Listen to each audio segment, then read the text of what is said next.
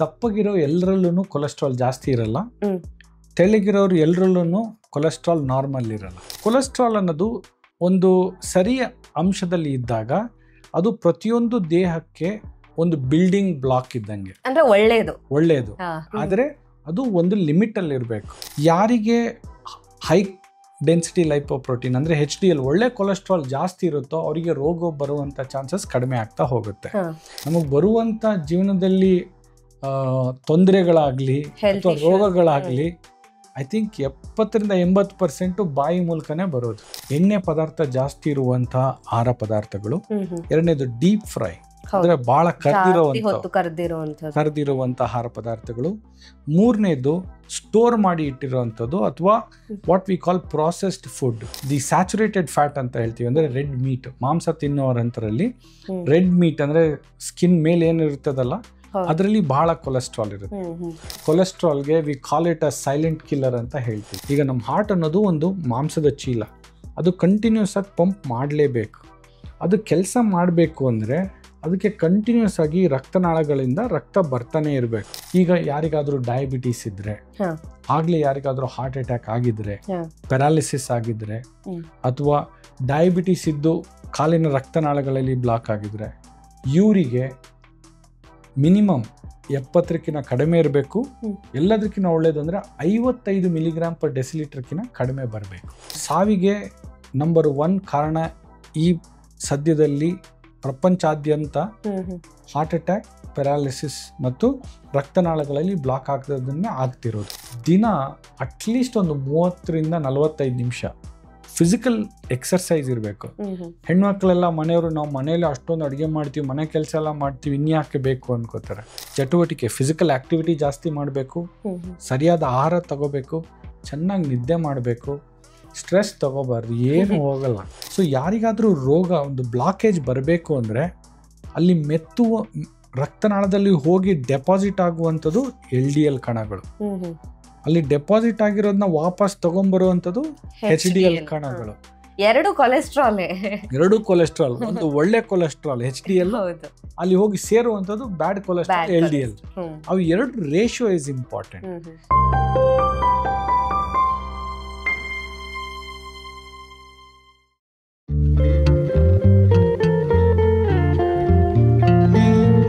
ನಮಸ್ತೆ, ನೀವು ನೋಡ್ತಾ ಇದ್ದೀರಾ ವಿಜಯ ಕರ್ನಾಟಕ. ನಾನು ರಕ್ಷಾ ಕೋಟ್ಯಾನ್.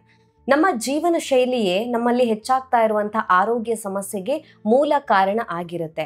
ಅದರಲ್ಲೂ ಇತ್ತೀಚಿನ ದಿನಗಳಲ್ಲಿ ನಾವು ನೋಡ್ಬೋದು ಹಾರ್ಟ್ ರಿಲೇಟೆಡ್ ಎಲ್ಲ ಕಡೆ ನೋಡಿದ್ರೂ ಕೂಡ, ಈವನ್ ಹಳ್ಳಿಗಳಲ್ಲೂ ಕೂಡ ಹಾರ್ಟ್ ಅಟ್ಯಾಕ್ ಅಥವಾ ಹಾರ್ಟ್ ರಿಲೇಟೆಡ್ ಪ್ರಾಬ್ಲಮ್ಸ್ಗಳು ಹೆಚ್ಚಾಗ್ತಾ ಬರ್ತಾ ಇದೆ. ಹಾರ್ಟ್ ಅಂದ ತಕ್ಷಣ ಗೊತ್ತೇ ಇರಬಹುದು, ಕೊಲೆಸ್ಟ್ರಾಲ್ ಅಂತ ಬಂದೇ ಬರುತ್ತೆ. ಸೊ ಕೊಲೆಸ್ಟ್ರಾಲ್ ಹೆಚ್ಚಾಗಿದೆಯಂತೆ, ಕೊಲೆಸ್ಟ್ರಾಲ್ ಅಲ್ಲಿ ವೇರಿ ಆಗಿದೆಯಂತೆ, ಅದಕ್ಕೋಸ್ಕರ ಹೃದಯಕ್ಕೆ ಸಂಬಂಧಿಸಿದಂಥ ಸಮಸ್ಯೆ ಬರ್ತಾ ಇದೆ ಅಂತ. ಹಾಗಿದ್ರೆ ಈ ಕೊಲೆಸ್ಟ್ರಾಲ್ ಅಂತ ಹೇಳಿದ್ರೆ ಏನು?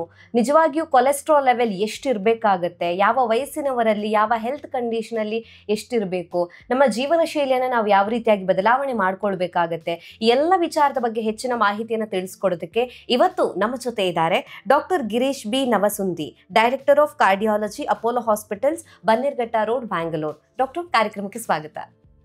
ನಮಸ್ಕಾರ ಡಾಕ್ಟರ್. ಈಗ ಇತ್ತೀಚಿನ ದಿನಗಳಲ್ಲಿ ನಾವು ನೋಡ್ಬೋದು ಹೆಲ್ತ್ ಇಶ್ಯೂಸ್ ಅಲ್ಲಿ ಹಾರ್ಟ್ ಪ್ರಾಬ್ಲಮ್, ಸೊ ಬೇರೆಲ್ಲ ಹೆಲ್ತ್ ಇಶ್ಯೂಸ್ಗಳು ಬರ್ತಾ ಇದೆ, ಈಗ ಕ್ಯಾನ್ಸರ್ ಕೂಡ ಹೆಚ್ಚಾಗ್ತಾ ಇದೆ, ಆದರೆ ಹಾರ್ಟ್ಗೆ ಸಂಬಂಧಿಸಿರುವಂಥ ಸಮಸ್ಯೆ ಹೆಚ್ಚಾಗ್ತಾನೆ ಇದೆ. ಸೊ ಹಾರ್ಟ್ ಅಂತ ಬಂದಾಗ ಕೊಲೆಸ್ಟ್ರಾಲ್ ಆಬ್ವಿಯಸ್ಲಿ ಅದು ಹತ್ರ ಇದ್ದೇ ಇರುತ್ತೆ. ಕೊಲೆಸ್ಟ್ರಾಲ್ ಪ್ರಾಬ್ಲಮ್ ಇದ್ದವರಿಗೆ ಹಾರ್ಟ್ ಪ್ರಾಬ್ಲಮ್ ಅನ್ನೋದು ತುಂಬ ಜನರಿಗೆ ಗೊತ್ತಿರುವಂಥದ್ದು. ಸೊ ಈ ಕೊಲೆಸ್ಟ್ರಾಲ್ ಅಂತ ಹೇಳಿದ್ರೆ ಏನು? ಅಂದರೆ ಈ ವರ್ಡನ್ನು ಕೇಳಿರ್ತಾರೆ, ಆದರೆ ಎಕ್ಸಾಕ್ಟ್ಲಿ ಅದು ಏನು ಅನ್ನೋದು ಗೊತ್ತಿರೋದಿಲ್ಲ. ಸೊ ಅದ್ರ ಬಗ್ಗೆ ತಿಳಿಸ್ಕೊಡಿ. ಭಾಳ ಒಳ್ಳೆ ಪ್ರಶ್ನೆ. ಕೊಲೆಸ್ಟ್ರಾಲ್ ಅಂದರೆ ಇದು ಒಂದು ದೇಹದಲ್ಲಿ ಉತ್ಪತ್ತಿಯಾಗುವಂಥ ಒಂದು ಕೆಮಿಕಲ್ ಅಂಶ. ಇದು ದೇಹಕ್ಕೆ ಬೇಕು. ಈ ಕೊಲೆಸ್ಟ್ರಾಲ್ ಉಪಯೋಗಿಸ್ಕೊಂಡು ದೇಹ ನಮ್ಮ ಹೃದಯದ ಕಣಗಳನ್ನ ಅಂದರೆ ಸೆಲ್ ಮೆಂಬ್ರೇನ್ ಮಾಡೋವಂಥ ನೆಸೆಸಿಟಿ ಇರುತ್ತೆ ಈ ಕೊಲೆಸ್ಟ್ರಾಲ್ ಇದ್ದಾಗ. ಈ ಕೊಲೆಸ್ಟ್ರಾಲ್ ಮತ್ತು ನಮ್ಮ ದೇಹಕ್ಕೆ ಬೇಕಾಗುವಂಥ ಹಾರ್ಮೋನ್ಗಳು, ಈಸ್ಟ್ರೋಜನ್, ಪ್ರೊಜೆಸ್ಟ್ರಾನ್, ರೀಪ್ರೊಡಕ್ಷನ್ಗೆ ಬೇಕಾಗುವಂಥ ಹಾರ್ಮೋನ್ ಪ್ರೊಡ್ಯೂಸ್ ಮಾಡೋಕ್ಕೂ ಕೊಲೆಸ್ಟ್ರಾಲ್ ಬೇಕಾಗ್ತದೆ. ಮೂರನೇದು, ನಾವು ತಿಂದಿರುವಂಥ ಆಹಾರದಲ್ಲಿರುವ ವಿಟಮಿನ್ಗಳು, ಸರ್ಟನ್ ವಿಟಮಿನ್ಗಳನ್ನ ಅಬ್ಸಾರ್ಬ್ ಮಾಡ್ಕೋಬೇಕು, ಹೀರ್ಕೊಳ್ಬೇಕು ಅಂದರೆ ಅದಕ್ಕೂ ಈ ಕೊಲೆಸ್ಟ್ರಾಲಿನ ಅಂಶ ನೆಸೆಸರಿ ಇರುತ್ತೆ. ವಿಟಮಿನ್ ಡಿ ಅನ್ನೋದು ನಮ್ಮ ಅನ್ನನಾಳದಿಂದ ಅದನ್ನು ಹೀರ್ಕೋಬೇಕು ಅಂದರೆ ಈ ಕೊಲೆಸ್ಟ್ರಾಲ್ ನೆಸೆಸಿಟಿ ಇರುತ್ತೆ. ಕೊಲೆಸ್ಟ್ರಾಲ್ ಅನ್ನೋದು ಒಂದು ಸರಿಯ ಅಂಶದಲ್ಲಿ ಇದ್ದಾಗ ಅದು ಪ್ರತಿಯೊಂದು ದೇಹಕ್ಕೆ ಒಂದು ಬಿಲ್ಡಿಂಗ್ ಬ್ಲಾಕ್ ಇದ್ದಂಗೆ, ಅಂದ್ರೆ ಒಳ್ಳೆಯದು. ಅದು ದೇಹದ ನಾರ್ಮಲ್ ಪ್ರಕ್ರಿಯೆಗೆ ಅವಶ್ಯಕತೆ ಇರುತ್ತೆ. ಆದರೆ ಅದು ಒಂದು ಲಿಮಿಟ್ ಅಲ್ಲಿ ಇರಬೇಕು. ಅದು ಲಿಮಿಟ್ ದಾಟಿದಾಗ ಅದರದ್ದು ಸೈಡ್ ಎಫೆಕ್ಟ್ಸ್ ಬರುತ್ತೆ. ಅತಿ ಆದ್ರೆ ಅಮೃತನೂ ವಿಷಾನೇ ಆಗುತ್ತೆ. ಅಬ್ಸಲ್ಯೂಟ್ಲಿ. ಡಾಕ್ಟರ್, ಈಗ ನೀವು ಮಾತಾಡ್ತಾ ಹೇಳ್ದಾಗ್ಲೇ ಗೊತ್ತಾಯ್ತು, ಈಗ ಕೊಲೆಸ್ಟ್ರಾಲ್ ನಮ್ಮ ದೇಹಕ್ಕೆ ಬೇಕು. ಆದ್ರೆ ತುಂಬಾ ಜನ ಅನ್ಕೊಳ್ಳೋದೇನು ಅಂತ ಹೇಳಿದ್ರೆ, ಕೊಲೆಸ್ಟ್ರಾಲ್ ಅಂದ್ರೆ ಬರೀ ಕೆಟ್ಟದ್ದಷ್ಟೇ, ಅದು ಹೆಲ್ತಿಗೆ ಬೇಡ, ಅದು ದೂರ ಅಷ್ಟೇ ಅಂತ. ಆದ್ರೆ ಕೊಲೆಸ್ಟ್ರಾಲ್ ಅಲ್ಲಿ ಗುಡ್ ಕೊಲೆಸ್ಟ್ರಾಲು ಇದೆ, ಬ್ಯಾಡ್ ಕೊಲೆಸ್ಟ್ರಾಲು ಇದೆ. ಸೊ ಇದೆರಡರ ಬಗ್ಗೆ ಕೂಡ ತಿಳಿಸ್ಕೊಡಿ ಡಾಕ್ಟರ್. ಎಕ್ಸಲೆಂಟ್. ಏನು ಅಂದ್ರೆ ಕೊಲೆಸ್ಟ್ರಾಲ್ ಅಂದ್ರೆ ಬರೀ ಒಂದು ಕಣ ಅಲ್ಲ, ಅದು it's a group of chemicals. ಅದರಲ್ಲಿ ಗುಡ್ ಕೊಲೆಸ್ಟ್ರಾಲ್ ಅಂತ ಇರುತ್ತೆ, ಮತ್ತೆ ಬ್ಯಾಡ್ ಕೊಲೆಸ್ಟ್ರಾಲ್ಗಳು ಅಂತಾನು ಇರ್ತವೆ. ಗುಡ್ ಕೊಲೆಸ್ಟ್ರಾಲ್ ಅಂದ್ರೆ HDL ಅಂತೀವಿ, ಅಂದ್ರೆ ಹೈ ಡೆನ್ಸಿಟಿ ಲೈಪೋಪ್ರೋಟೀನ್, ಅಂದ್ರೆ ಇದು ಗುಡ್ ಕೊಲೆಸ್ಟ್ರಾಲ್. ಇನ್ನು 3 ಇರುತ್ತೆ: total cholesterol, triglyceride and most vicious, ಎಲ್ಲದಕ್ಕಿಂತ ಡೇಂಜರಸ್ ಅಂದ್ರೆ LDL, ಲೋ ಡೆನ್ಸಿಟಿ ಲೈಪೋಪ್ರೋಟೀನ್ ಅಂತ. ಇವು 3 ಬ್ಯಾಡ್ cholesterols: LDL, triglyceride and total cholesterol. ಈ 3 ಜಾಸ್ತಿ ಇದ್ರೆ ಬ್ಯಾಡ್ ಕೊಲೆಸ್ಟ್ರಾಲ್ಸ್, ಹಾರ್ಟ್ ಅಟ್ಯಾಕ್ ಆಗುವಂಥ ರಿಸ್ಕು, ಪ್ಯಾರಾಲಿಸಿಸ್ ಆಗುವಂಥ ರಿಸ್ಕು, ಮತ್ತೆ ಕೈ ಕಾಲಿನ ರಕ್ತನಾಳಗಳಲ್ಲಿ ಬ್ಲಾಕ್ ಆಗಿ ಆಂಪ್ಯುಟೇಷನ್ ಅಂದ್ರೆ ಕೈ ಕಾಲು ತೆಗೆಯುವಂಥ ಪರಿಸ್ಥಿತಿ ಬಹಳ ಜಾಸ್ತಿ ಆಗ್ತದೆ. ಬಟ್ ಇದು ಗುಡ್ ಕೊಲೆಸ್ಟ್ರಾಲ್ ಅನ್ನೋದು ಜಾಸ್ತಿ ಇದ್ದಾಗ ಈ ಬ್ಲಾಕೇಜ್ ಆಗುವಂಥದ್ದನ್ನೆಲ್ಲ ರಿವರ್ಸ್ ಮಾಡುವಷ್ಟು ಕೆಪಾಸಿಟಿ ಇರ್ತದೆ ಅದಕ್ಕೆ. ಅದು ಎಲ್ಲೆಲ್ಲಿ ಹೋಗಿ ಕೊಲೆಸ್ಟ್ರಾಲ್ ಡೆಪಾಸಿಟ್ ಆಗಿರುತ್ತೋ ರಕ್ತನಾಳಗಳಲ್ಲಿ, ಅದನ್ನು ವಾಪಸ್ ತೊಗೊಂಡು ಬಂದು ಲಿವರ್ಗೆ ಬಂದು ಅದನ್ನು ಡಿಸ್ಪರ್ಸ್ ಮಾಡುವಂಥ ಕೇಪಬಿಲಿಟಿ ಇರುತ್ತೆ. ಸೊ ಕೊಲೆಸ್ಟ್ರಾಲಲ್ಲಿ ಗುಡ್ ಕೊಲೆಸ್ಟ್ರಾಲ್ ಇರುತ್ತೆ, ಅದರ ಹೆಸರು HDL ಅಂದರೆ ಹೈ ಡೆನ್ಸಿಟಿ ಲೈಪೋಪ್ರೋಟೀನ್. ಮತ್ತು ಕೆಟ್ಟದಂಥ ಕೊಲೆಸ್ಟ್ರಾಲ್ಸ್ ಇರುತ್ತೆ, ಅವಕ್ಕೆ low density lipoprotein, LDL, triglyceride and total cholesterol ಅಂತ ಹೇಳ್ತೀವಿ. ಓಕೆ. ಸೊ ಹಾಗಾದ್ರೆ ಈ ಗುಡ್ ಕೊಲೆಸ್ಟ್ರಾಲ್ ಇರಬೇಕು, ಬ್ಯಾಡ್ ಕೊಲೆಸ್ಟ್ರಾಲ್ ಕಡಿಮೆ ಆಗಬೇಕು ಅಂತ ಹೇಳಿದ್ರೆ ನಮ್ಮ ಲೈಫ್ ಸ್ಟೈಲ್ ಹೇಗಿರಬೇಕು? ಫುಡ್ ಆಗಿರ್ಬೋದು, ಎಕ್ಸಸೈಸ್, ಅಥವಾ ನಮ್ಮ ಮೆಂಟಲ್ ಹೆಲ್ತ್ ಎಲ್ಲಾನು ಮ್ಯಾಟರ್ ಆಗುತ್ತೆ ಅಲ್ವಾ doctor? Very true. I think science ಅನ್ನೋದು ವೆರಿ ಪ್ರೆಡಿಕ್ಟಿವ್ ಮ್ಯಾನರ್ ಅಲ್ಲಿ ಕೆಲಸ ಮಾಡುತ್ತೆ. ಯಾರಿಗೆ ಹೈ ಡೆನ್ಸಿಟಿ ಲೈಪೋಪ್ರೋಟೀನ್ ಅಂದರೆ HDL, ಒಳ್ಳೆ ಕೊಲೆಸ್ಟ್ರಾಲ್ ಜಾಸ್ತಿ ಇರುತ್ತೋ ಅವರಿಗೆ ರೋಗ ಬರುವಂಥ ಚಾನ್ಸಸ್ ಕಡಿಮೆ ಆಗ್ತಾ ಹೋಗುತ್ತೆ. ಹೇಗೆ ಅಂದರೆ HDL ಅನ್ನೋದು ಎಲ್ಲೆಲ್ಲಿ ಹೋಗಿ ಬ್ಯಾಡ್ ಕೊಲೆಸ್ಟ್ರಾಲ್ ಡೆಪಾಸಿಟ್ ಆಗಿರುತ್ತೋ ಅದನ್ನು ಸ್ಕ್ಯಾವೆಂಜ್ ಮಾಡಿಕೊಂಡು ಅಲ್ಲಿಂದ ತೆಗೆದುಕೊಂಬಂದು ಆ ಬ್ಲಾಕೇಜ್ನೆಲ್ಲ ಕಡಿಮೆ ಮಾಡಿ ಹಾರ್ಟ್ಗೆ ಹಾಕ್ತಾ ಇರುತ್ತೆ. ಹಾರ್ಟಿಂದ ತೆಗೆದುಬಿಟ್ಟು ಲಿವರ್, HDL ಎಲ್ಲೆಲ್ಲಿ ಹಾರ್ಟಲ್ಲಿ ಡೆಪಾಸಿಟ್ ಆಗಿದ್ರೆ, ಕಾಲಲ್ಲಿ ಡೆಪಾಸಿಟ್ ಆಗಿದ್ರೆ, ಮೆದುಳಿನ ರಕ್ತನಾಳಗಳಲ್ಲಿ ಡೆಪಾಸಿಟ್ ಆಗಿದ್ರೆ ಅಲ್ಲಿ ಹೋಗಿ ಅವನ್ನೆಲ್ಲ ವಾಪಸ್ ತಗೊಂಡು ಬಂದು ಲಿವರ್ಗೆ ತಂದು ಕೊಟ್ಬಿಟ್ಟು ದೇಹದಿಂದ ಆಚೆ ಹಾಕುತ್ತೆ. ಅಥವಾ ಅದನ್ನ ಬ್ಯಾಡ್ ಕೊಲೆಸ್ಟ್ರಾಲ್ನ ಬ್ರೇಕ್ ಡೌನ್ ಮಾಡಿ ಬೇರೆ ಹಾರ್ಮೋನ್ಗಳನ್ನ ಪ್ರೊಡ್ಯೂಸ್ ಮಾಡಕ್ ಕೊಡುತ್ತೆ. ಸೊ ಈ HDL ಜಾಸ್ತಿ ಇರಬೇಕು ಅಂದ್ರೆ ಒಂದು ವಂಶ ಪಾರಂಪರ್ಯವಾಗಿ ನಿಮಗಿರಬೇಕು. ಎರಡನೇದು ನಿಮ್ಮ ಜೀವನ ಶೈಲಿಯಿಂದ. ಜೀವನ ಶೈಲಿ ಅಥವಾ ಲೈಫ್ ಸ್ಟೈಲ್ ಅಂದರೆ ಇಟ್ ಇನ್ಕ್ಲೂಡ್ಸ್ ನಮ್ಮ mental state, then the physical activity. ಎಷ್ಟು ಚಟುವಟಿಕೆ, ದೈನಂದಿಕ ಚಟುವಟಿಕೆಗಳಿರುತ್ತೆ, ಫಿಸಿಕಲ್ ಆಕ್ಟಿವಿಟಿ, ದೈಹಿಕ ಎಕ್ಸರ್ಸೈಸ್ ಇರಬೇಕು. ದೆನ್ ಮೂರನೇದು ನಾವು ಸೇವಿಸುವಂತ ಆಹಾರ ತುಂಬಾ ಮುಖ್ಯ, ಅತಿ ಮುಖ್ಯ. ಯಾಕೆ ಅಂದ್ರೆ ನಮಗೆ ಬರುವಂತ ಜೀವನದಲ್ಲಿ ತೊಂದರೆಗಳಾಗ್ಲಿ ಅಥವಾ ರೋಗಗಳಾಗ್ಲಿ ಐ ಥಿಂಕ್ 70-80% ಬಾಯಿ ಮೂಲಕನೇ ಬರೋದು. ಅಂದ್ರೆ ನಾವು ತಿನ್ನೋದ್ರಿಂದ, ಫುಡ್ ಇಂದ, ಕುಡಿಯುವಂತ ಲಿಕ್ವಿಡ್ಸ್ ಇಂದ, ಮೂರನೇದು ಮಾತಾಡುವಂತ ಶಬ್ದಗಳಿಂದ. ಐ ಥಿಂಕ್ ಇವು 3ನ ಕಂಟ್ರೋಲ್ ಮಾಡಿದ್ರೆ ಬೇಕಾದಷ್ಟು ರೋಗಗಳನ್ನ ತಡಿಬಹುದು. ಸ್ಪೆಷಲಿ ಈ ಕೊಲೆಸ್ಟ್ರಾಲಿಗೆ ಬಂದ್ರೆ ಯಾವ ಆಹಾರ ಪದಾರ್ಥಗಳಲ್ಲಿ ಈ ಕೊಲೆಸ್ಟ್ರಾಲ್ ಜಾಸ್ತಿ ಇರುತ್ತೆ? ಒಂದು ವಾಟ್ ವಿ ಕಾಲ್ ಎಣ್ಣೆ ಪದಾರ್ಥ ಜಾಸ್ತಿ ಇರುವಂತಹ ಆಹಾರ ಪದಾರ್ಥಗಳು. ಎರಡನೇದು ಡೀಪ್ ಫ್ರೈ ಅಂದ್ರೆ ಬಹಳ ಕರ್ದಿರುವಂತ ಆಹಾರ ಪದಾರ್ಥಗಳು. ಮೂರನೇದು ಸ್ಟೋರ್ ಮಾಡಿ ಇಟ್ಟಿರುವಂತದ್ದು ಅಥವಾ what we call processed food. ಅಂದ್ರೆ ಏನ್ ಹೇಳ್ತೀರಿ, ರೆಡಿ ಟು ಈಟ್ ಫುಡ್ ನಮ್ಗೆ ಬೇಕರಿಗಳಲ್ಲಿ ಸಿಗುತ್ತೆ. ಇದು ಮೋಸ್ಟ್ ಜಾಸ್ತಿ ಇರುತ್ತೆ. ಅದು ಯಾಕಂದ್ರೆ ಆಹಾರ ಕೆಡಬಾರ್ದು ಅಂತ ಅವರು ಫ್ಯಾಟ್ ಅಲ್ಲೇನೆ ಮಾಡಿ ಇಟ್ಟಿರ್ತಾರೆ. ನಾಲ್ಕನೇದು ಆಹಾರಗಳಲ್ಲಿ ಎಲ್ಲಿ ಜಾಸ್ತಿ what we call the saturated fat ಅಂತ ಹೇಳ್ತೀವಿ, ಅಂದ್ರೆ ರೆಡ್ ಮೀಟ್. ಮಾಂಸ ತಿನ್ನೋರಂತರಲ್ಲಿ ರೆಡ್ ಮೀಟ್ ಅಂದ್ರೆ ಸ್ಕಿನ್ ಮೇಲೆ ಏನಿರ್ತದಲ್ಲ ಅದರಲ್ಲಿ ಬಹಳ ಕೊಲೆಸ್ಟ್ರಾಲ್ ಇರುತ್ತೆ. ಮಟನ್ ಆಗಿರಬಹುದು ಅಥವಾ ಕೆಲವರು ಪೋರ್ಕ್ ತಿಂತಾರೆ, ಅಥವಾ ಚಿಕನ್ ಸ್ಕಿನ್ ಜೊತೆಗೆ ಯಾರು ತಿಂತಾರೆ ಅದರಲ್ಲಿ ಜಾಸ್ತಿ ಇರುತ್ತೆ. ಅದೇ ಚಿಕನ್ ತಿನ್ನೋರ್ಗೆ ಈ ಎದೆ ಭಾಗದಲ್ಲಿ ಇರುವಂತ ಮಾಂಸ ತಿಂದ್ರೆ ಅದ್ರಲ್ಲಿ ಬಹಳ ಕಮ್ಮಿ ಫ್ಯಾಟ್ ಇರುತ್ತೆ. ಅದೇ ತೊಡೆ ಭಾಗದಲ್ಲಿರುವಂತ ಚಿಕನ್ ಪೀಸಲ್ಲಿ ಫ್ಯಾಟ್ ಕಂಟೆಂಟ್ ಜಾಸ್ತಿ ಇರುತ್ತೆ. ಸೊ ನಾವು ಆದಷ್ಟು ಎಲ್ಲಿ ಎಣ್ಣೆ ಅಂಶ ಕಡಿಮೆ ಇರ್ತದೆ, ಫ್ಯಾಟ್ ಕಂಟೆಂಟ್, ಅದನ್ನ ನಾವು ಕಡಿಮೆ ಮಾಡಿದಷ್ಟು ದೇಹದಲ್ಲಿ ಕೊಲೆಸ್ಟ್ರಾಲ್ ಜಾಸ್ತಿ ಆಗುವಂತ ಪ್ರಾಬಬಿಲಿಟಿ ಕಮ್ಮಿ ಆಗ್ತದೆ. ಎರಡನೇದು, ಒಳ್ಳೆ ಆಹಾರನೇ, ಅನ್ನ ಚಪಾತಿ ಇದನ್ನೇ ತಿಂದ್ರು ಕೂಡ ಅತಿಯಾಗಿ ಆಹಾರ ಸೇವನೆ ಮಾಡಿದಾಗ, ಅಂದ್ರೆ ಕ್ಯಾಲರಿ, ಒಬ್ರು ಬಹಳ ಜಾಸ್ತಿ ತಿಂತಾರೆ, ಜಾಸ್ತಿ ಕ್ಯಾಲರಿ ಕನ್ಸ್ಯೂಮ್ ಮಾಡಿದಾಗ್ಲೂ ಕೂಡ ಅದನ್ನ ನಾವು ಖರ್ಚು ಮಾಡ್ಲಿಲ್ಲ ಅಂದ್ರೆ ಅದನ್ನು ಫ್ಯಾಟ್ ಕನ್ವರ್ಟ್ ಆಗುತ್ತೆ. ಸ್ಟೋರ್ ಆಗಿರುತ್ತಲ್ವಾ ಎನರ್ಜಿ ಒಳಗೆ ಬಂದ್ಮೇಲೆ ಎನರ್ಜಿ ಆಚೆ ಹೋಗ್ಬೇಕು. If you don't spend the amount of calorie ಎಷ್ಟು ತಗೊಳ್ತೀವಿ ಅಷ್ಟೇ ಎನರ್ಜಿ ಕ್ಯಾಲರೀಸ್ನ ಬರ್ನ್ ಮಾಡಬೇಕು. ಮಾಡಲಿಲ್ಲ ಅಂದ್ರೆ ಆ energy will get converted to fat. So total calorie ಮಾಡಲೇಬೇಕು. ಓಕೆ. ಸೊ ಹಾಗಾಗಿ ನಮ್ಮ ಲೈಫ್ ಸ್ಟೈಲು ಕೊಲೆಸ್ಟ್ರಾಲ್ ಪ್ರಾಬ್ಲಮ್ಗೆ one of the major reason ಅಂತಲೇ ಹೇಳಬಹುದು. ಸೊ ಈ ಕೊಲೆಸ್ಟ್ರಾಲ್ ಅಲ್ಲಿ ನಾವು ನೋಡೋದಾದ್ರೆ ಈಗ ಫುಡ್ ಅಲ್ಲಿ ಇಂಥ ಫುಡ್ ಬೆಸ್ಟ್ ಅಂತ ಹೇಳೋದಕ್ಕಾಗತ್ತೆ. ಈಗ ನೀವು ಹೇಳಿದ್ರಿ ಇಂಥ ಫುಡ್ ತಿಂದ್ರೆ ನಮ್ಗೆ ಒಳ್ಳೇದಲ್ಲ ಕೊಲೆಸ್ಟ್ರಾಲಿಗೆ ಅಂತ, ಇಂಥ ಫುಡ್ ತಿಂದ್ರೆ ಒಳ್ಳೇದು ಅಂತ ಹೇಳಕ್ಕಾಗತ್ತಾ ಅಂತ? ಅಬ್ಸಲ್ಯೂಟ್ಲಿ.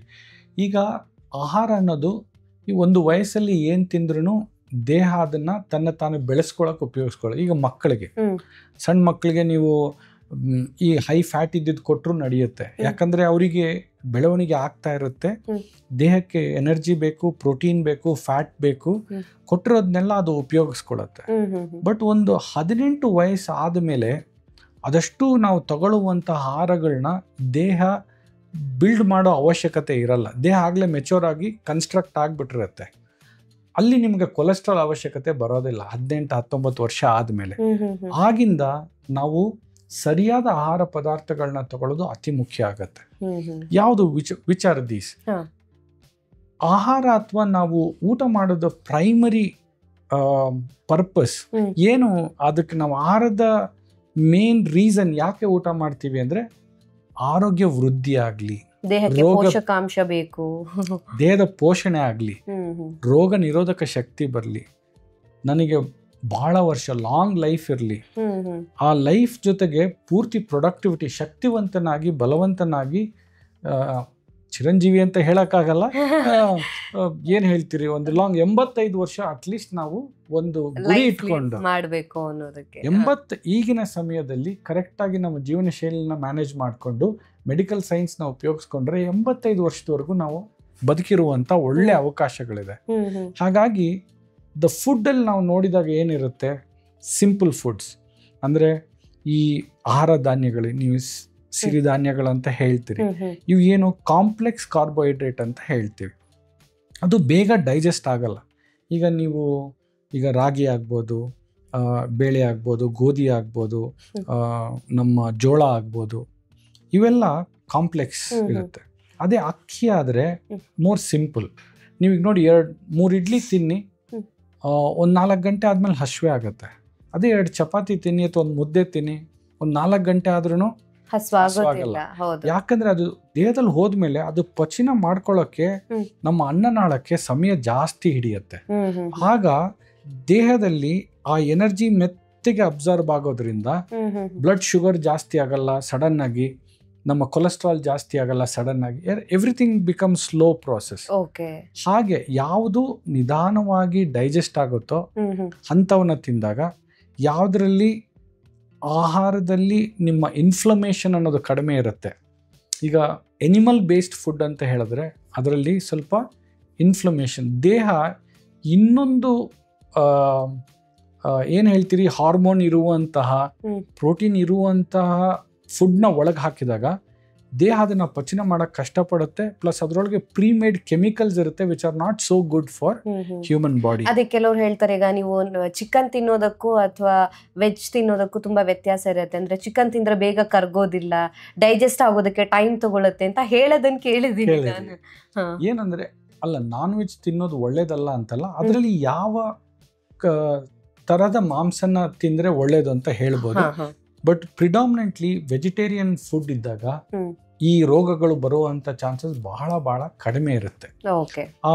ನಾವು ಉಪಯೋಗಿಸುವಂತಹ ಫ್ಯಾಟ್ಸ್, ಎಣ್ಣೆ ಪದಾರ್ಥಗಳು ಕೂಡ ವೆಜಿಟೇರಿಯನ್ ಬೇಸ್ ಆದಾಗ, ಈಗ ಮೊದಲು ಎಣ್ಣೆ ಪ್ರೊಡಕ್ಷನ್ ಶುರು ಆದಾಗ ವೆಸ್ಟರ್ನ್ ಅಂದರೆ ಅಮೆರಿಕದಲ್ಲಿ, ಯುರೋಪಲ್ಲಿ ಅವರು ಈ ದನದ ಚರ್ಮ ಕೆಳಗಿರುವಂಥ ಫ್ಯಾಟ್ ಅಥವಾ ಹಂದಿ ಚರ್ಮದ ಕೆಳಗಿರುವಂಥ ಫ್ಯಾಟ್ನಿಂದನೇ ಎಲ್ಲ ಅಡುಗೆನ ಮಾಡ್ತಾ ಇದ್ರು. ಆಗ ಆ ಜನದಲ್ಲಿ ಹಾರ್ಟ್ ಅಟ್ಯಾಕು, ಪ್ಯಾರಲಿಸಿಸ್ ಆಗುವಂಥ ರಿಸ್ಕು ಭಾಳ ಜಾಸ್ತಿ ಇತ್ತು. ಅವ್ರಿಗೆ ಅದು ಗೊತ್ತಾಗಿ ಈಗ ಅದನ್ನು ನಿಲ್ಲಿಸಿ ಈಗ ಬರೀ ಅವರು ವೆಜಿಟೇರಿಯನ್ ಆಯಿಲ್ ಮಾತ್ರ ಯೂಸ್ ಮಾಡ್ತಾರೆ. ಅಂದ್ರೆ ನಮ್ಮ ತರ ನಾವೀಗ ಕೋಕೋನಟ್ ಆಯಿಲ್ ಅಂದ್ರೆ ಅದು ವೆಜಿಟೇರಿಯನ್ ಆಯಿಲೇ ಬರುತ್ತೆ. ರೈಸ್ ಬ್ರಾಯ್ನ್, ಈಗ ನಮ್ಮ ಶೇಂಗಾ ಎಣ್ಣೆ ಆಗ್ಬೋದು, ಸೂರ್ಯಪಾನದ ಎಣ್ಣೆ ಆಗ್ಬೋದು, ಒಳ್ಳೆ ಸೂರ್ಯಕಾಂತಿ ಎಣ್ಣೆ ಆಗ್ಬೋದು, ಈ ಆಲಿವ್ ಆಯಿಲ್ ಆಗ್ಬೋದು, ಯಾವ ವೆಜಿಟೇಬಲ್ಸ್ ಇಂದ ಮಾಡಿರುವಂತ ಎಣ್ಣೆಗಳ ಪದಾರ್ಥಗಳಿರುತ್ತೋ ಅದರಿಂದ ರೋಗ ಬರುವಂತಹ ಚಾನ್ಸಸ್ಸು ಭಾಳ ಕಡಿಮೆ ಇರುತ್ತೆ. ತುಪ್ಪನೂ ಒಳ್ಳೇದು, ಬಟ್ ಅದು ಮಿತಿಯಿಂದ ಉಪಯೋಗಿಸ್ಕೋಬೇಕು. ಯಾಕಂದ್ರೆ ಅದು ಒಂದು ಡೈರಿ ಪ್ರಾಡಕ್ಟ್. ಎಷ್ಟೋ ಜನ ಅನ್ಕೊಳ್ತಾರೆ ನಾವು ದೇಶಿ ಗೀ ಅಂತ ಹೇಳ್ತೀವಿ, ಅದರಲ್ಲಿ ಪಾಲಿ ಅನ್ಸ್ಯಾಚುರೇಟೆಡ್ ಫ್ಯಾಟಿ ಆಸಿಡ್ಸ್ ಅಂತ ಇರುತ್ತೆ. ಅದು ಫ್ಯಾಟ್ ಇದ್ರೂ ಕೂಡ ದೇಹಕ್ಕೆ ಒಂದು ಅಂಶ ಫ್ಯಾಟ್ನಿಂದ ಬೇಕಾಗ್ತದೆ. ನಮಗೆ ಸರ್ಟನ್ ಕ್ಯಾಲರೀಸ್ ಪ್ರೋಟೀನಿಂದ ಬರಬೇಕು, ಸರ್ಟನ್ ಕ್ಯಾಲರೀಸ್ ನಿಮ್ಮ ಫ್ಯಾಟಿಂದ ಬರಬೇಕು, ಸರ್ಟನ್ ಕ್ಯಾಲರಿ ಕಾರ್ಬೋಹೈಡ್ರೇಟ್ಸ್ ಅಂತ ಹೇಳ್ತೀವಿ. ಕಾರ್ಬೋಹೈಡ್ರೇಟ್ಸ್ ಅಂದ್ರೆ ಈಗ ರಾಗಿ, ರೈಸ್ ತಿಂದ್ರು ಬರುತ್ತೆ. ಪ್ರೋಟೀನ್ ಅಂದ್ರೆ ನಮ್ಮ ಕಾಳುಗಳು, ಹೆಸರು ಕಾಳಲ್ಲೂ ಪ್ರೋಟೀನ್ ಜಾಸ್ತಿ ಇರುತ್ತೆ. ಆ ತರ ಕಾಳಿನ ಅಂಶ, ಹಾಲಿನ ಅಂಶ ಇದರಲ್ಲಿ ಇರುತ್ತೆ. ಫ್ಯಾಟ್ ಅಂದ್ರೆ ನಮ್ಮ ಎಣ್ಣೆ, ತುಪ್ಪ, ಹಾಲು, ಬೆಣ್ಣೆ ಇದರಲ್ಲಿ ಇರ್ತದೆ.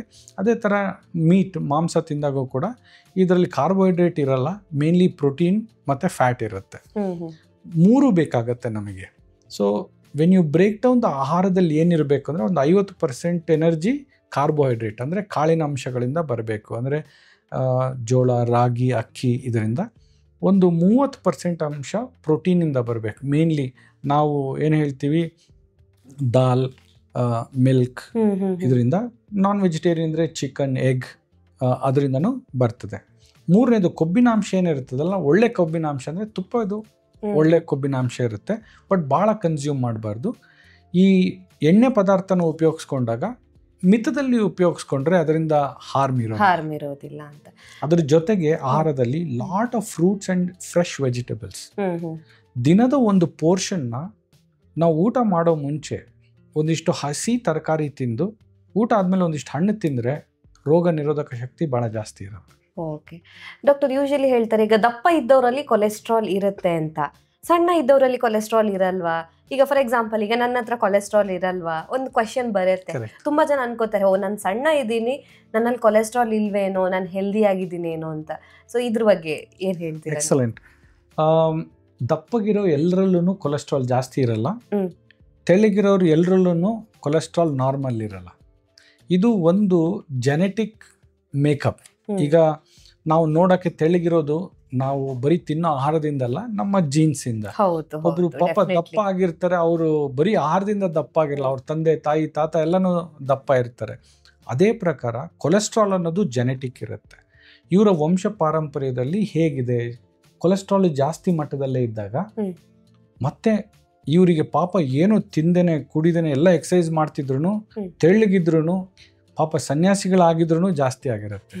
ಇನ್ನೂ ಎಷ್ಟೋ ಜನ ತಿಂತಾರೆ, ಎಕ್ಸಸೈಸೇ ಮಾಡಲ್ಲ, ಇಷ್ಟು ದಪ್ಪ ಇರ್ತಾರೆ, ಅವ್ರಿಗೆ ಕೊಲೆಸ್ಟ್ರಾಲ್ ಮಿತದಲ್ಲೇ ಇರುತ್ತೆ. I would never say normal, there is nothing called normal. So ಅವ್ರಿಗೆ ಕಡಿಮೆನೇ ಇರುತ್ತೆ. ಸೊ ಬಟ್ ಆದ್ರೂ ಯಾರು ಸ್ವಲ್ಪ ದಪ್ಪವಾಗಿರ್ತಾರೆ ಅವರಲ್ಲಿ ಸ್ವಲ್ಪ ಜಾಸ್ತಿ ಇರ್ತದೆ, ಯಾರು ತೆಳ್ಳಗಿರ್ತಾರೆ ಮೋಸ್ಟ್ ಆಫ್ ದ ಟೈಮ್ ಕಡಿಮೆ ಇರುತ್ತೆ. ಬಟ್ ನಾರ್ಮಲ್ ಇರುತ್ತೆ ಅಂತ ಹೇಳಕ್ಕಾಗಲ್ಲ. ವಂಶ ಪಾರಂಪರ್ಯವಾಗಿ ಎಷ್ಟೋ ಜನ ತೆಳ್ಳಗಿರೋರ್ಗೂ ಕೂಡ ಜಾಸ್ತಿ ಆಗಿರುತ್ತೆ.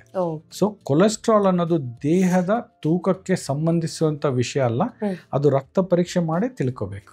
ಓಕೆ, ಸಿಂಪ್ಟಮ್ ಈಗ ಡಾಕ್ಟರ್ ಡಯಾಬಿಟೀಸ್ ಇತ್ತು ಅಥವಾ BP ಇತ್ತು ಅಂದಾಗ ಸಿಂಪ್ಟಮ್ಸ್ ಇರುತ್ತೆ. ಕೊಲೆಸ್ಟ್ರಾಲ್ ನಮ್ಮ ಬಾಡಿಲಿ ವೇರಿ ಆಯಿತು ಅಥವಾ ಜಾಸ್ತಿ ಆಯಿತು ಅಂದಾಗ ಏನಾದರೂ ಸಿಂಪ್ಟಮ್ ಇರುತ್ತಾ, ಹೇಗೆ? ಅದಕ್ಕೆ ನಾವು ಕೊಲೆಸ್ಟ್ರಾಲ್ಗೆ we call it a silent killer ಅಂತ ಹೇಳ್ತೀವಿ. ಅಂದ್ರೆ ಅದಕ್ಕೆ ಸಿಂಪ್ಟಮ್ಸ್ ಸದ್ದಿಲ್ಲದೇನೆ ಡ್ಯಾಮೇಜ್ ಮಾಡಿ ಹೋಗುವಂತ ಒಂದು ಕಣ ಅದು. ನೀವು ಹೇಳ್ದಂಗೆ ಶುಗರ್ ಇದ್ರೆ ವೀಕ್ನೆಸ್ ಆಗ್ಬೋದು, ಅಥವಾ ಶುಗರ್ ಇದ್ದವ್ರಿಗೆ ವೀಕ್ನೆಸ್ ಅನ್ನಿಸ್ಬೋದು, ಅಥವಾ ಕಾಲು ಉರಿ ಅನ್ನಿಸ್ಬೋದು, ಒಂದೊಂದು ಸತಿ ಮೂತ್ರ ಭಾಳ ಜಾಸ್ತಿಯಾಗಿ ಹೋಗ್ತಾರೆ. ಕೊಲೆಸ್ಟ್ರಾಲ್ ಇರೋರಿಗೆ ಯಾವುದು ಸಿಂಪ್ಟಮ್ಸ್ ಇರೋದಿಲ್ಲ. ಫಸ್ಟ್ ಸಿಂಪ್ಟಮೇ ಹಾರ್ಟ್ ಅಟ್ಯಾಕ್ ಆಗ್ಬೋದು. ಒಂದೊಂದು ಸತಿ ಏನಾಗುತ್ತೆ, ಅದರದ್ದು ಏನು ಹೇಳ್ತೀರಿ, ಸೈನ್ಸ್ ಅಂತ ಹೇಳ್ತೀವಿ. ಅವರಿಗೆ ಈ ಕೊಲೆಸ್ಟ್ರಾಲ್ ಅನ್ನೋದು ಚರ್ಮದ ಕೆಳಗೆ ಡೆಪಾಸಿಟ್ ಆಗ್ಬೋದು, ಕಣ್ಣಿನ ಸುತ್ತಮುತ್ತ ಆಗ್ಬೋದು, ಕಣ್ಣಿನ ಕಾರ್ನಿಯ ಸುತ್ತ ಆಗ್ಬೋದು, ಬಿಳಿ ಮಾರ್ಕ್ಗಳಿರುತ್ತೆ. ಅಥವಾ ಈ ಗಂಟುಗಳು ಜಾಯಿಂಟ್ಸ್ ಮೇಲೆ ಇಲ್ಲಿ ಆಗ್ಬೋದು, ಇಲ್ಲಾಗ್ಬೋದು, ಈ ಜಾಗದಲ್ಲಿ ಕೊಲೆಸ್ಟ್ರಾಲ್ ಡೆಪಾಸಿಟ್ಸ್ ಬರ್ಬೋದು. ಝಾಂಥೋಮಾ, ಝಾಂಥೆಲೆಸ್ಮಾ ಅಂತ ಹೇಳ್ತೀವಿ.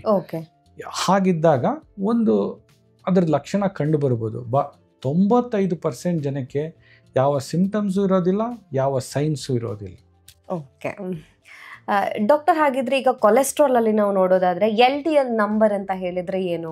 ಈಗ ಎಲ್ರಿಗೂ ಅದು ಒಂದೇ ರೀತಿ ಇರಬೇಕಾಗತ್ತಾ? ನಾರ್ಮಲ್ ಪರ್ಸನ್ಗೂ LDL ನಂಬರ್ ಒಂದೇ ಇರಬೇಕು, ಅಥವಾ ಹೆಲ್ತ್ ಇಶ್ಯೂಸ್, ಈಗಾಗಲೇ ನಾವು ಮಾತಾಡಿದಿರೋ ಹಾಗೆ ಡಯಾಬಿಟೀಸ್ ಆಗಿರ್ಬೋದು, ಅಥವಾ BP ಇದ್ದವ್ರಿಗೆ LDL ನಂಬರ್ ಸೇಮ್ ಇರಬೇಕಾ? ಏಜ್ ವೈಸ್ ಏನಾದರೂ ವೇರಿ ಆಗುತ್ತಾ? ಇದ್ರ ಬಗ್ಗೆ ತಿಳಿಸ್ಕೊಡಿ ಡಾಕ್ಟರ್. Excellent question. ಈಗ ರಕ್ತನಾಳ ಅನ್ನೋದು ಮನೆಯಲ್ಲಿ ಇರುವಂಥ ಒಂದು ಹೊಸ ಕೊಳಾಯಿ ಅಂತ ನೀವು ಅನ್ಕೋಬೋದು. ಎಲ್ಲಿವರೆಗೂ ಅದರಲ್ಲಿ ನೀರು ಹರಿತಾ ಇರುತ್ತೋ ಒಂದು ಸ್ವಲ್ಪ ಸೆಡಿಮೆಂಟೇಷನ್ ಆಗ್ತಾ ಇರುತ್ತೆ.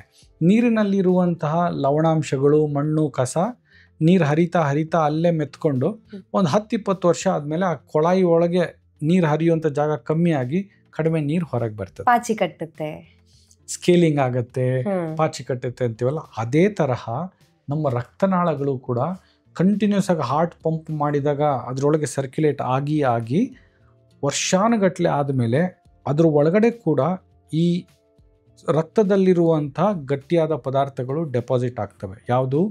ಕೊಲೆಸ್ಟ್ರಾಲ್, ಶುಗರ್, ಕ್ಯಾಲ್ಶಿಯಂ ಅನ್ನೋದು ರಕ್ತನಾಳದಲ್ಲಿ ಡೆಪಾಸಿಟ್ ಆಗ್ತಾ ಹೋಗಿ ಇಷ್ಟು ಅಗಲಾಗಿರುವಂಥ ರಕ್ತನಾಳ ಸಣ್ಣಗಾಗ್ತಾ ಹೋಗುತ್ತೆ. ರಕ್ತ ಹರಿಯೋ ಜಾಗ ಇಷ್ಟು ಅಗಲ ಇರೋದು ಮೆತ್ತಿಗಲ್ಲಿ ಡೆಪಾಸಿಟ್ಸ್ ಆಗ್ತಿದ್ದಂಗೆ ರಕ್ತ ಹರಿಯೋ ಜಾಗ ಕಮ್ಮಿ ಆಗ್ತದೆ. ಇದಕ್ಕೆ ಫಸ್ಟ್ ಆ್ಯಂಡ್ ಮೋಸ್ಟ್ ಇಂಪಾರ್ಟೆಂಟ್ ಕಾರಣ ಏನು ಅಂದರೆ LDL ಕೊಲೆಸ್ಟ್ರಾಲ್. ಇದು LDL ಕೊಲೆಸ್ಟ್ರಾಲ್ ಯಾರಿಗೆ 100ಕ್ಕಿಂತ ಜಾಸ್ತಿ ಇರ್ತದೋ ಅದು ಡೆಪಾಸಿಟ್ ಆಗುವಂಥ ಚಾನ್ಸಸ್ಸು ಜಾಸ್ತಿ ಇರುತ್ತೆ.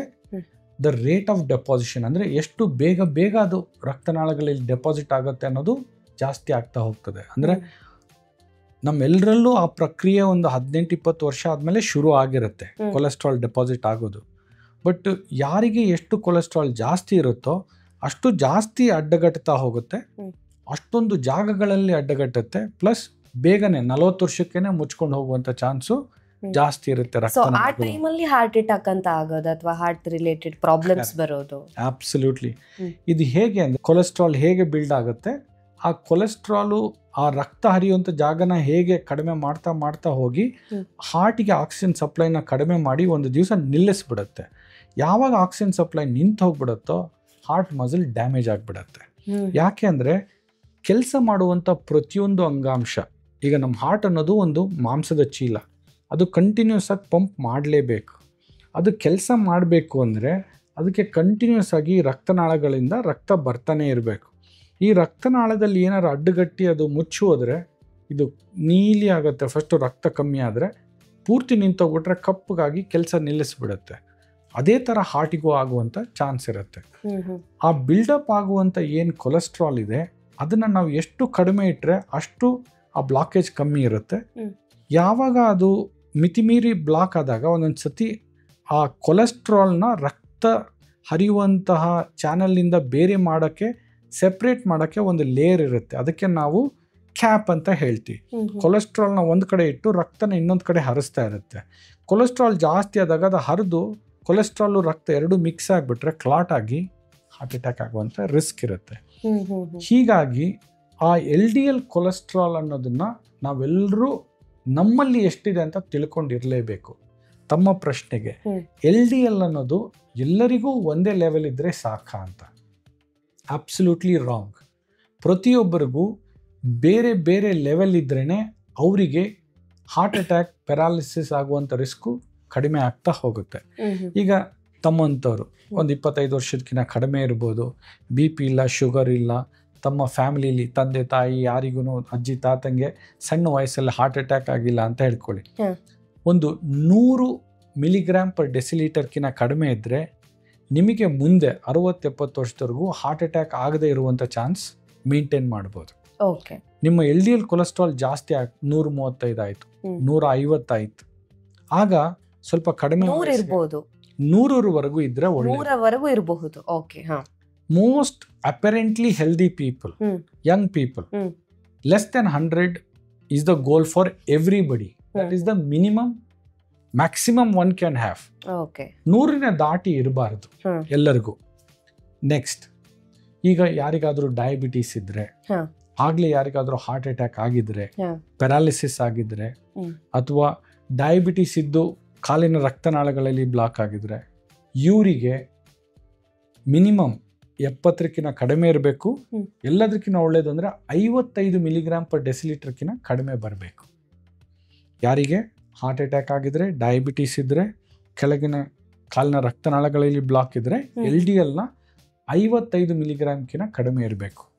3ನೇ ಕ್ಯಾಟಗರಿ ನಾವು ಕರಿತೀವ್ರಿಗೆ ಎಕ್ಸ್ಟ್ರೀಮ್ ರಿಸ್ಕ್ ಅಂತ ಹೇಳ್ತೀವಿ ಫಾರ್ ಫ್ಯೂಚರ್ ಅಥಿರೋಸ್ಕ್ಲಿರೋಟಿಕ್ ಕಾರ್ಡಿಯೋವ್ಯಾಸ್ಕ್ಯುಲರ್ ಇವೆಂಟ್ಸ್. ಯಾರು ಅವ್ರಿಗಾಗಲೇ ಹಾರ್ಟ್ ಅಟ್ಯಾಕ್ ಒಂದ್ಸತಿ ಆಗಿದೆ, ಒಂದು ಬೈಪಾಸ್ ಸರ್ಜರಿ ಆಗಿದೆ, ಮತ್ತೆ ಒಂದು ಸ್ಟ್ರೋಕ್ ಆಗಿದೆ, ಈಗ ಮತ್ತೆ ಇನ್ನೊಂದು ಆಂಜಿಯೋಪ್ಲಾಸ್ಟಿ ಬೇಕಾಗ್ತಾ ಇದೆ, ಇಂಥವ್ರಿಗೆ 35ಕ್ಕಿಂತ ಕಡಿಮೆ ಇರಬೇಕಾಗತ್ತೆ.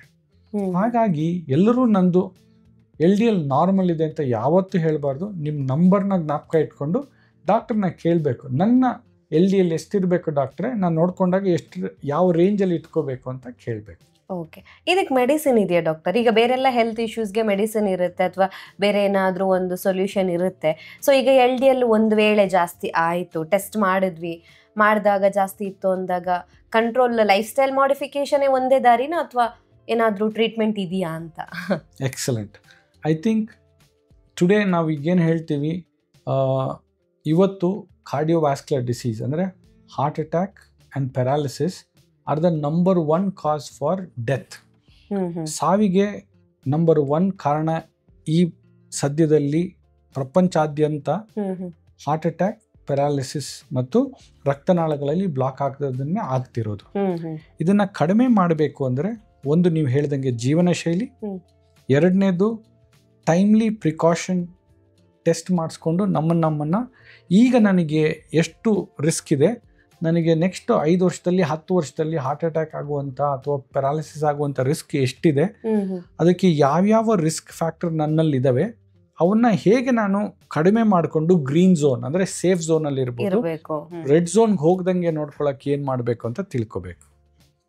ಅದರಲ್ಲಿ ಫಸ್ಟ್ದು ಏನು ಅಂದರೆ ಅಕ್ಸೆಪ್ಟೆನ್ಸ್ ದ್ಯಾಟ್ ನನಗೂ ಹಾರ್ಟ್ ಅಟ್ಯಾಕ್ ಆಗ್ಬೋದು ಅನ್ನೋ ಒಂದು ಪರಿಕಲ್ಪನೆ ಇರಬೇಕು. ಎಲ್ಲರೂ ಹೇಗೆ ಬದುಕ್ತಾರೆ ಅಂದರೆ, ಎಲ್ಲಿ ಯಾವಾಗ ಬೇಕಾದ್ರೆ ಆಚೆ ತಿಂತಾರೆ, ಏನಾದರೂ ಮಾಡ್ತಾರೆ, ನನಗೇನು ಆಗೋದಿಲ್ಲ ಅನ್ನೋದು. ಯಾರಿಗೂ ಹಾರ್ಟ್ ಅಟ್ಯಾಕ್ ಆಗುತ್ತೆ, ಯಾರಿಗೂ ಆಕ್ಸಿಡೆಂಟ್ ಆಗುತ್ತೆ, ನನಗೇನು ಆಗೋದಿಲ್ಲ. First is we should live with a sense of vulnerability. ರಿಯಾಲಿಟಿನ ಅರ್ಥ ಮಾಡ್ಕೋಬೇಕಾಗತ್ತೆ. ನಾವು ಒಂದು ವಲ್ನರಬಿಲಿಟಿ ನನಗೆ ಆಗ್ಬೋದು. ಈಗ ಗಾಡಿ ಓಡಿಸೋರೆಲ್ಲ ಯಾವತ್ತೋ ಒಂದು ದಿವಸ ಆಕ್ಸಿಡೆಂಟ್ ಆಗ್ಬೋದು, ನಾನು ಪ್ರಿಕಾಷನ್ ತಗೋಬೇಕು ಅಂತ ಹೇಗೆ ಹೇಳ್ತೀವೋ ಹಾಗೆ ಹಾರ್ಟ್ ಅಟ್ಯಾಕ್ ಆಗುವಂಥ ಒಂದು ಚಾನ್ಸ್ ಇರುತ್ತೆ, ನಾನು ಪ್ರಿಕಾಷನ್ ತಗೋಬೇಕು ಅಂತ ಒಂದು ಮೆಂಟಾಲಿಟಿ ಇರಬೇಕು. ಎರಡನೇದು, ಅದಕ್ಕೆ ಏನು ಬೇಕು?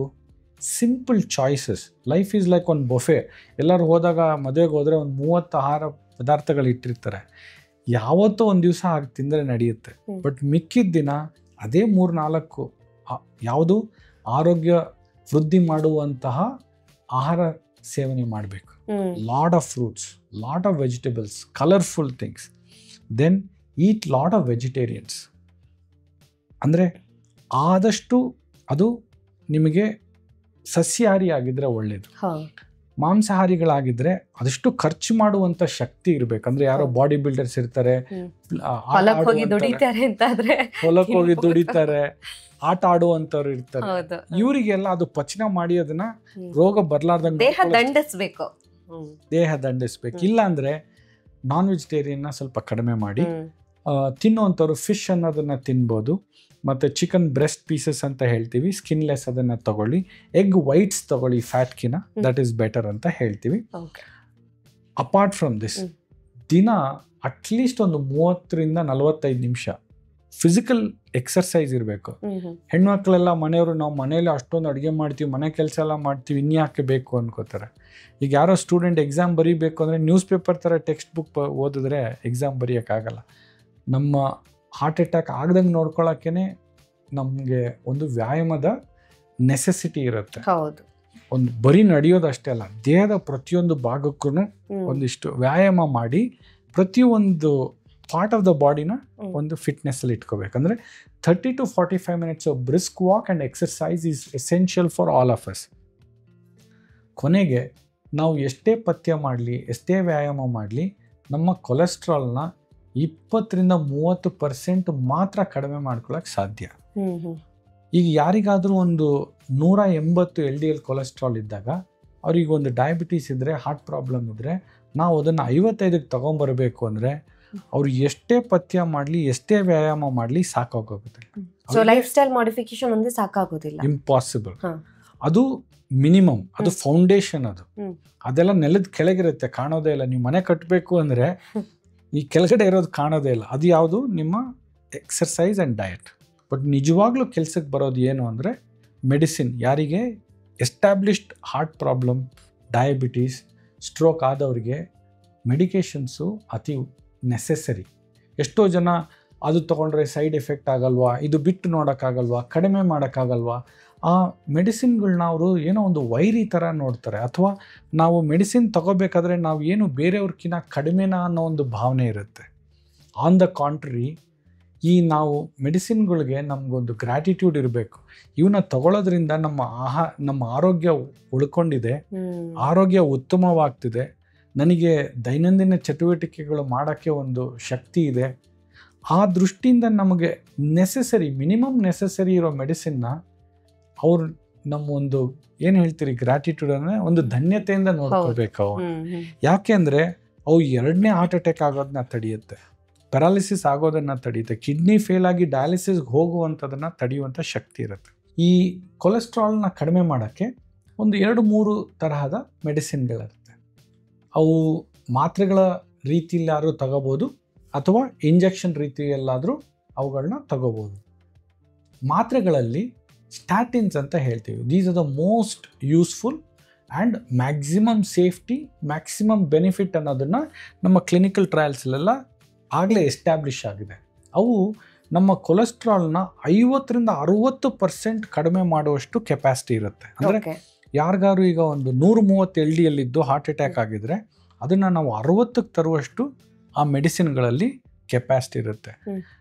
ನೀವು ಅನ್ನಿಸ್ಬೋದು ಅದನ್ನ ಇಲ್ಲದೇ ನಾನು ಡಯಟಲ್ಲೇನು ಮಾಡೋಕ್ಕಾಗಲ್ವಾ ಅಂತ. ಅವರು ಡಯಟ್ ಎಕ್ಸಸೈಸ್ ಮಾಡಿದ್ರೆ 160ರಿಂದ ಒಂದು 130ಕ್ಕೆ 120ಕ್ಕೆ ತಂದು ನಿಲ್ಲಿಸ್ಬೋದು. ಅವಾಗ ಮತ್ತೆ 5 ವರ್ಷದಲ್ಲಿ ಹಾರ್ಟ್ ಅಟ್ಯಾಕ್ ಆಗುವಂಥ ರಿಸ್ಕು ಒಂದು 40% ಇರುತ್ತೆ. ಅದೇ ಈ ಸ್ಟ್ಯಾಟಿನ್ ಅನ್ನೋ ಮಾತ್ರೆ ತಗೊಂಡು ನಾನು ಅದನ್ನು ಕಡಿಮೆ ಮಾಡಿದ್ರೆ 60ಕ್ಕೆ, ಇನ್ನೂ 5 ವರ್ಷದಲ್ಲಿ ಹಾರ್ಟ್ ಅಟ್ಯಾಕ್ ಆಗುವಂಥ ರಿಸ್ಕ್ನ ಅರ್ಧ ಮಾಡಿಬಿಡ್ಬೋದು. ಈಗ ಎಷ್ಟೋ ಜನಕ್ಕೆ ಈ ಮಾತ್ರೆಗಳು ದೇಹಕ್ಕೆ ಹೋಗಲಿಕ್ಕಿಲ್ಲ. ಒಂದು 100ರಲ್ಲಿ ಒಂದು 5-10 ಜನಕ್ಕೆ ಸೈಡ್ ಎಫೆಕ್ಟ್ ಸ್ವಲ್ಪ ಮೈಕೈ ನೋವು ಅನ್ನಿಸ್ಬೋದು, ಅಥವಾ ಲಿವರ್ ಅಥವಾ ಥೈರಾಯ್ಡ್ಗೆ ಏನಾದ್ರು ತೊಂದರೆ ಅನಿಸಿದ್ರೆ ಈಗ ಹೊಸದಾಗಿ ಇಂಜೆಕ್ಷನ್ಗಳು ಬಂದಿದ್ದಾವೆ.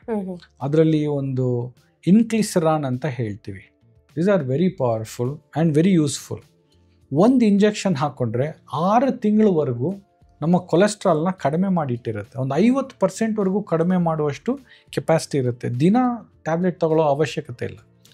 6 ತಿಂಗಳಿಗೆ ಡಯಾಬಿಟೀಸ್ ಅಲ್ಲಿ ನೀವು ಹೇಳಿದ್ರಲ್ಲ, ಈಗ ಡಯಾಬಿಟೀಸ್ಗೆ ಕೆಲವರಿಗೆ ಇಂಜೆಕ್ಷನ್ಸ್ ಇರುತ್ತೆ, ಟೈಪ್ 2 ಡಯಾಬಿಟಿಸ್ ಇದ್ದವರಿಗೆಲ್ಲ.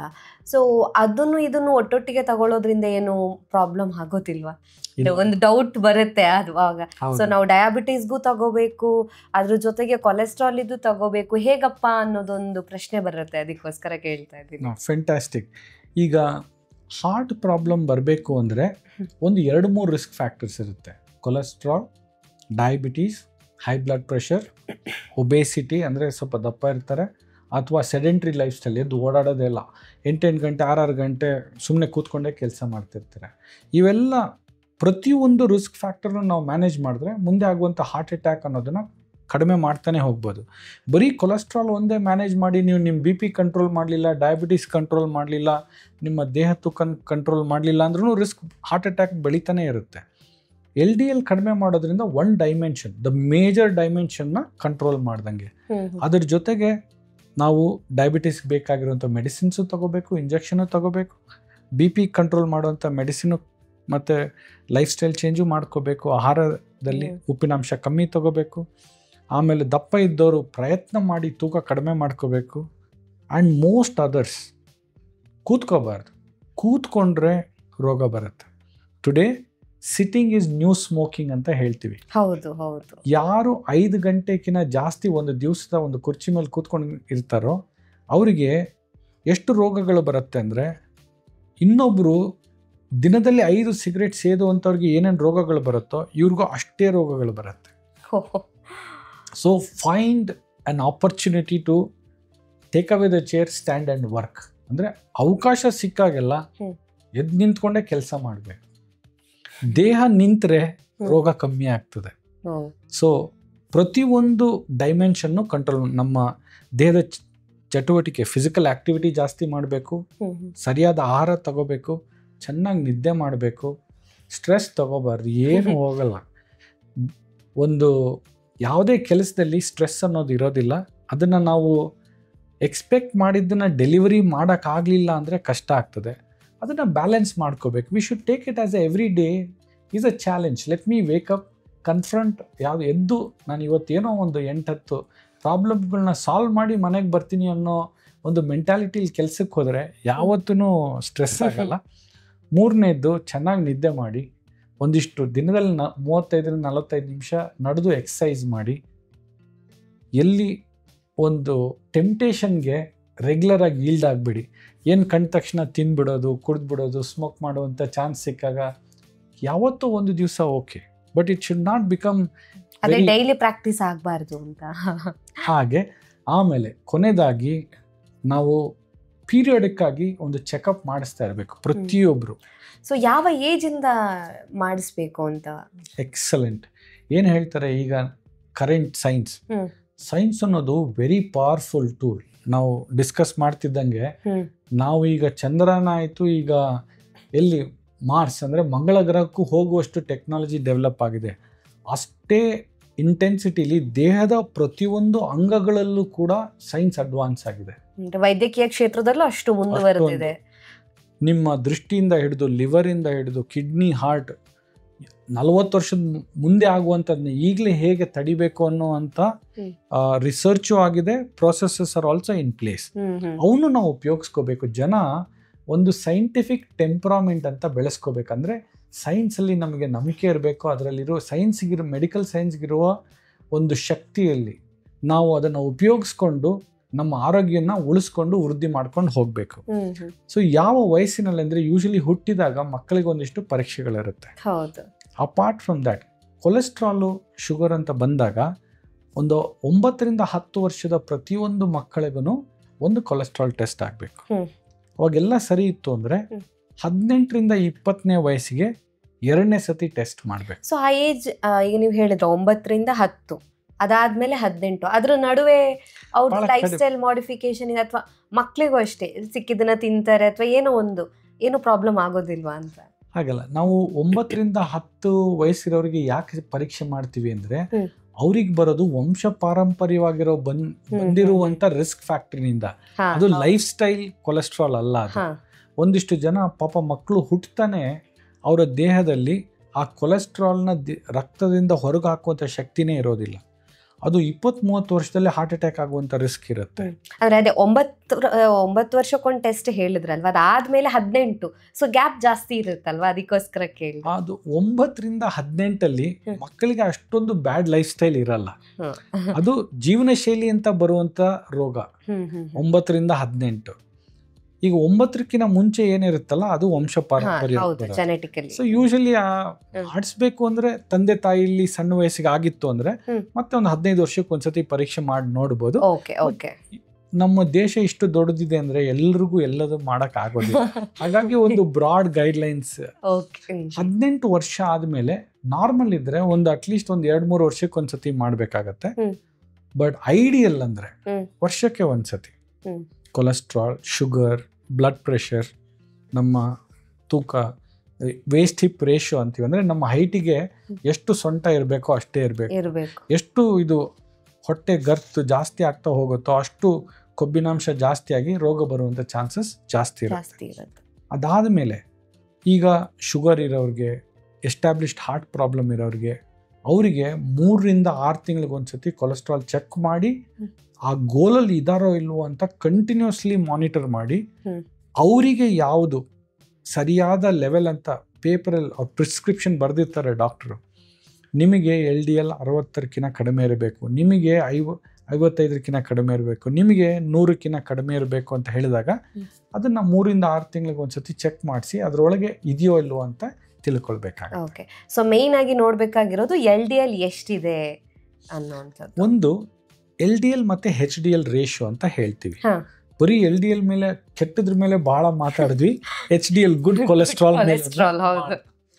ಯಾರು ಸರಿಯಾದ ಆಹಾರ ಸೇವನೆ ಮಾಡ್ತಾರೆ ಅಂದ್ರೆ ಮೋರ್ ಫೈಬ್ರಸ್, ಈಗ ನಾರಿನಾಂಶ ಇರೋ ಫುಡ್ ಆಗಿರಬಹುದು, ಹಂಗೆ ಫೈಬರ್ ಜಾಸ್ತಿ ಇರುವಂಥದ್ದು, ಈ ನಮ್ಮ ಡ್ರೈ ಫ್ರೂಟ್ಸ್ ಅಂತ ಹೇಳ್ತೀವಿ, ಬಾದಾಮಿ ಆಯಿತು, ನಿಮ್ಮ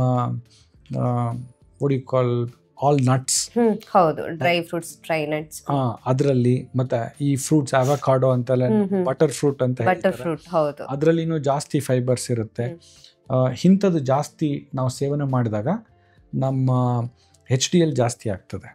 ಅದ್ರ ಜೊತೆಗೆ ಯಾರು ವ್ಯಾಯಾಮ ಚೆನ್ನಾಗಿ ಮಾಡ್ತಿರ್ತಾರೋ ಅವರಲ್ಲಿ ಕೂಡ HDL ಜಾಸ್ತಿ ಇರುತ್ತೆ. ಸೊ ಇವು ಎರಡು ವೆರಿ ವೆರಿ ಇಂಪಾರ್ಟೆಂಟ್.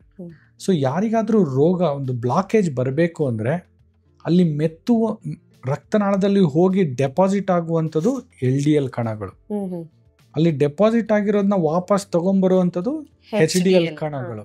ಎರಡು ಕೊಲೆಸ್ಟ್ರಾಲ್, ಒಂದು ಒಳ್ಳೆ ಕೊಲೆಸ್ಟ್ರಾಲ್ HDL, ಅಲ್ಲಿ ಹೋಗಿ ಸೇರುವಂಥದ್ದು ಬ್ಯಾಡ್ ಕೊಲೆಸ್ಟ್ರಾಲ್ LDL. ಅವು ಎರಡು ರೇಷಿಯೋ ಇಸ್ ಇಂಪಾರ್ಟೆಂಟ್.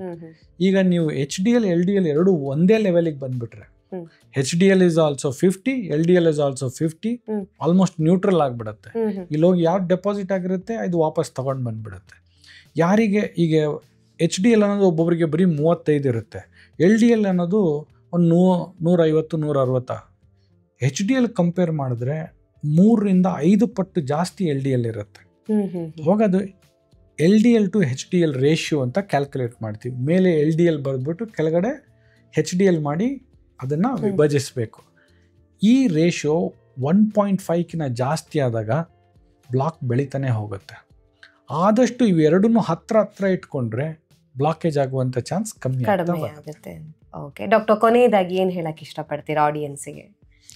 ಇವತ್ತು ಕೊಲೆಸ್ಟ್ರಾಲ್ ಬಗ್ಗೆ ಮಾತಾಡೋದ್ರಿಂದ ಕೊಲೆಸ್ಟ್ರಾಲ್ ಅನ್ನೋದು ಮುಖ್ಯ. ಯಾರಿಗೆ? ಸಣ್ಣ ವಯಸ್ಸಿನವರಿಗೆ, 18 ವರ್ಷದವರೆಗೂ ನಮ್ಮ ದೇಹದ ಬೆಳವಣಿಗೆಗೆ, ಮೆದುಳಿನ ಬೆಳವಣಿಗೆಗೆ, ದೇಹದ ಕಣಗಳ ಬೆಳವಣಿಗೆಗೆ, ಹಾರ್ಮೋನ್ಸ್ ಬೆಳವಣಿಗೆಗೆ ಅತಿ ಮುಖ್ಯ. ಅವರಲ್ಲಿ ನಡೆಯುತ್ತೆ. ಆದರೂ ಒಂದು ಮಿತಿಯಿಂದ ಅದನ್ನು ಉಪಯೋಗಿಸ್ಕೋಬೇಕು. ಸೋರ್ಸ್ ಎಲ್ಲಿಂದ ಬರುತ್ತೆ ಅನ್ನೋದನ್ನ ಸರಿಗೆ ಉಪಯೋಗಿಸ್ಕೋಬೇಕು. ದೊಡ್ಡವರಾದಲ್ಲಿ ಅಂದರೆ ಎಲ್ಡರ್ಸ್ 18-20 ವರ್ಷ ಆದಮೇಲೆ ಕೊಲೆಸ್ಟ್ರಾಲ್ ಅನ್ನೋದು ಪ್ರಿಡಾಮಿನೆಂಟ್ಲಿ ಒಳ್ಳೆಯದಲ್ಲ. ಅದರಲ್ಲಿ ಒಳ್ಳೆಯದನ್ನೋದು ಓನ್ಲಿ HDL ಕೊಲೆಸ್ಟ್ರಾಲ್, ಮಿಕ್ಕಿದ್ದು LDL triglyceride bad cholesterol. So ಪ್ರತಿಯೊಬ್ಬರು ತಮ್ಮ ಬ್ಯಾಡ್ ಕೊಲೆಸ್ಟ್ರಾಲ್ ಲೆವೆಲ್ನ, ಗುಡ್ ಕೊಲೆಸ್ಟ್ರಾಲ್ ಲೆವೆಲ್ನ ನಂಬರ್ ಮೂಲಕ ತಿಳಿದುಕೊಂಡಿರಬೇಕು. ಯಾವತ್ತು ಡಾಕ್ಟರ್ ಹತ್ರ ಹೋಗಿ ನನಗೆ ನಾರ್ಮಲ್ ಇದೆ ಡಾಕ್ಟ್ರೆ ಕೊಲೆಸ್ಟ್ರಾಲ್ ಅಂತ ದಯವಿಟ್ಟು ಹೇಳಬೇಡಿ. ನನ್ನ ಟ್ರೈಗ್ಲಿಸರೈಡ್ ಇಷ್ಟಿದೆ, ನನ್ನ LDL ಇಷ್ಟಿದೆ, HDL ಇಷ್ಟಿದೆ ಅಂತ ತಿಳುವಳಿಕೆ ಇರಬೇಕು. ಯಾಕೆ ಅಂದರೆ cholesterol is the single most reason for heart attack. ಇಷ್ಟೊಂದು ಕಾರಣಗಳಲ್ಲಿ ಅತಿ ಡೇಂಜರಸ್ ಕಾಸ್ ಅಂದರೆ ಹೈ LDL. ನಿಮಗೆ BP ಇರ್ಬೋದು, ಶುಗರ್ ಇರ್ಬೋದು, ಆದರೆ ಕೊಲೆಸ್ಟ್ರಾಲ್ ಜಾಸ್ತಿ ಇದ್ದಾಗಲೇ ಹಾರ್ಟ್ ಅಟ್ಯಾಕ್ ಆಗುವಂಥ ಚಾನ್ಸ್ ಮ್ಯಾಕ್ಸಿಮಮ್ ಇರುತ್ತೆ.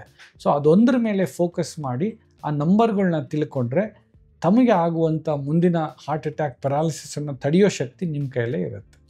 ಅದಾದಮೇಲೆ ನಿಮ್ಮ ಡಾಕ್ಟ್ರು ಅವಶ್ಯಕತೆಯಿಂದ ಏನಾದರೂ ಮೆಡಿಸಿನ್ ಅಥವಾ ಲೈಫ್ ಸ್ಟೈಲ್ ಅಡ್ವೈಸ್ ಕೊಟ್ಟಿದ್ರೆ ದಯವಿಟ್ಟು ಪಾಲಿಸಿ, ಅದನ್ನು ನಿರ್ಲಕ್ಷ್ಯ ಮಾಡಬೇಡಿ. Thank you so much doctor. ನಮ್ಮ ಇವತ್ತಿನ ಕಾರ್ಯಕ್ರಮದಲ್ಲಿ ಕೊಲೆಸ್ಟ್ರಾಲ್ ಬಗ್ಗೆ, ಅದರಲ್ಲೂ ಕೂಡ HDL ಹಾಗೆಯೇ LDL, ಗುಡ್ ಕೊಲೆಸ್ಟ್ರಾಲ್ ಹಾಗೆಯೇ ಬ್ಯಾಡ್ ಕೊಲೆಸ್ಟ್ರಾಲ್ ಎರಡೂ ವಿಚಾರದ ಬಗ್ಗೆ ತುಂಬ ವಿವರವಾಗಿರುವಂಥ ಮಾಹಿತಿಯನ್ನು ತಿಳಿಸ್ಕೊಟ್ಟಿದ್ದೀರಾ. ಯಾವ ರೀತಿಯಾಗಿ ಲೈಫ್ ಸ್ಟೈಲ್ ಇರಬೇಕಾಗುತ್ತೆ, ನಾವು ಎಲ್ಲಿ ಎಡವ್ತಾ ಇದ್ದೀವಿ, ಯಾವ ತಪ್ಪುಗಳನ್ನ ಮಾಡ್ತಾ ಇದ್ದೀವಿ, ಸೊ ಗುಡ್ ಕೊಲೆಸ್ಟ್ರಾಲ್ ಯಾಕೆ ಬೇಕು, ಬ್ಯಾಡ್ ಕೊಲೆಸ್ಟ್ರಾಲನ್ನು ಹೇಗೆ ಕಡಿಮೆ ಮಾಡ್ಕೋಬೇಕು, ಅದರ ಟೆಸ್ಟ್ ಆಗಿರ್ಬೋದು, ಸೊ ಎಲ್ಲ ವಿಚಾರದ ಬಗ್ಗೆ ತುಂಬ ವಿವರವಾಗಿ ತಿಳಿಸ್ಕೊಟ್ಟಿದ್ದೀರಾ. Thank you so much. Thank you. ನಮ್ಮ ಇವತ್ತಿನ ಕಾರ್ಯಕ್ರಮದಲ್ಲಿ ಕೊಲೆಸ್ಟ್ರಾಲ್ನ ಬಗ್ಗೆ ಹೆಚ್ಚಿನ ಮಾಹಿತಿಯನ್ನು ಡಾಕ್ಟರ್ ನಮಗೆ ತಿಳಿಸ್ಕೊಟ್ಟಿದ್ದಾರೆ.